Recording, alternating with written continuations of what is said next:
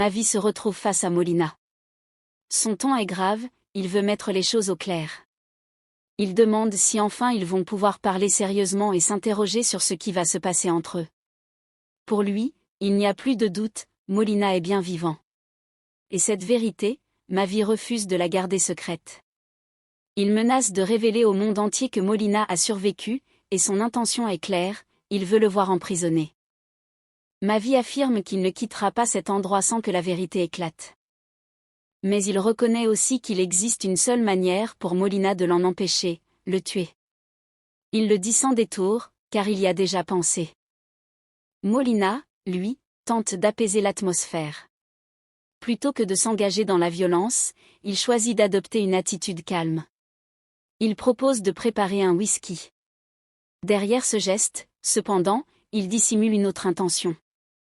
Tout en servant la boisson, il tire un coffre discret pour se saisir d'une arme. Mais au moment précis où il s'apprête à la prendre, un déclic derrière lui le trahit, Mavi a déjà dégainé son arme et la pointe dans sa direction. Molina se retourne et constate que Mavi est parfaitement sérieux. L'arme est braquée sur son front, et l'affrontement est désormais inévitable. Pendant ce temps, loin de cette confrontation, une autre tragédie secoue les proches de Mavi. On informe Fatima que Berta a été enlevée.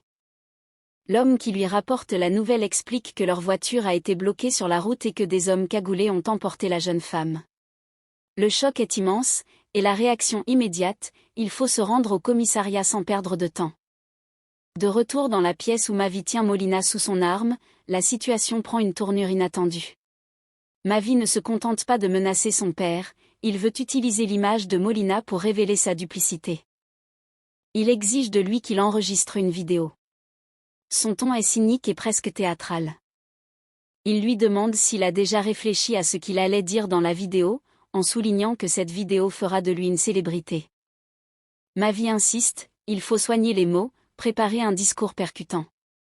Il propose même de l'improviser ensemble, transformant ce moment en une sorte de mise en scène grotesque. L'idée de Mavi est claire, exposer Molina au grand jour, raconter ses crimes, révéler ses manipulations.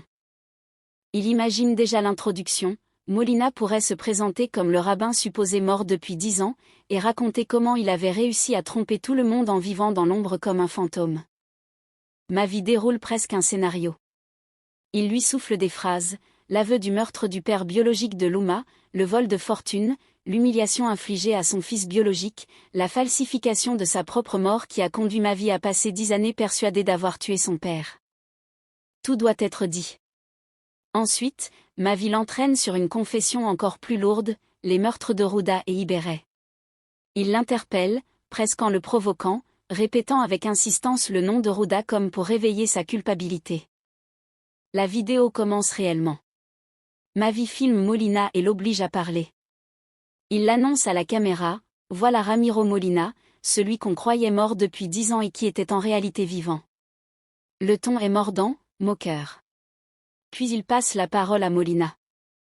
Molina, au lieu de se laisser écraser, choisit de répondre par une rhétorique arrogante. Il qualifie son fils d'ingrat, soulignant ses manières et son manque de reconnaissance.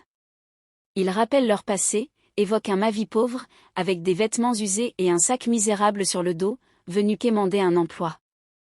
Molina s'attribue tout le mérite, c'est lui qui a donné une chance à son fils, c'est lui qui lui a tout appris, c'est lui qui l'a introduit dans le monde des affaires et même offert Luma comme un cadeau sur un plateau d'argent. Mavi l'écoute et rétorque avec une pointe d'ironie. Il reformule, Molina justifie ses trahisons et ses vols comme un simple moyen de l'éduquer, de l'endurcir pour le préparer au monde. Mavi lui demande si le dernier vol, cette ultime trahison, n'était qu'un autre test pour voir s'il avait assez de carapace. La confrontation devient verbale, presque philosophique. Molina, sûr de lui, affirme que son fils saura se relever. Mavi se moque de cette assurance. Il ironise, dit qu'il aurait envie de lui faire un câlin mais qu'il ne peut pas à cause de l'arme qu'il tient. Puis il conclut avec une note théâtrale, leurs opinions sont différentes, mais cela ne signifie pas qu'ils doivent se détester. Finalement, ils décident de couper la vidéo, satisfaits de ce qu'ils ont enregistré. Une fois la vidéo sauvegardée, la tension semble redescendre. Mais c'est une illusion. Mavi, concentré sur son téléphone et la vidéo, baisse légèrement sa garde. Molina, opportuniste, profite de cette fraction de seconde. Il bondit brusquement sur son fils, réussit à lui arracher l'arme des mains. L'arme tombe au sol, et les deux hommes s'engagent dans une lutte physique acharnée. La bagarre est violente, chacun essayant de prendre l'ascendant. Mais Molina finit par prendre le dessus. Il maîtrise Mavi, dans un geste froid et calculé, il sort une seringue qu'il avait préparée. Sans hésiter, il l'injecte à son fils, qui perd connaissance. Molina sort vainqueur de cette confrontation, tandis que Mavi sombre, trahi par un instant d'inattention.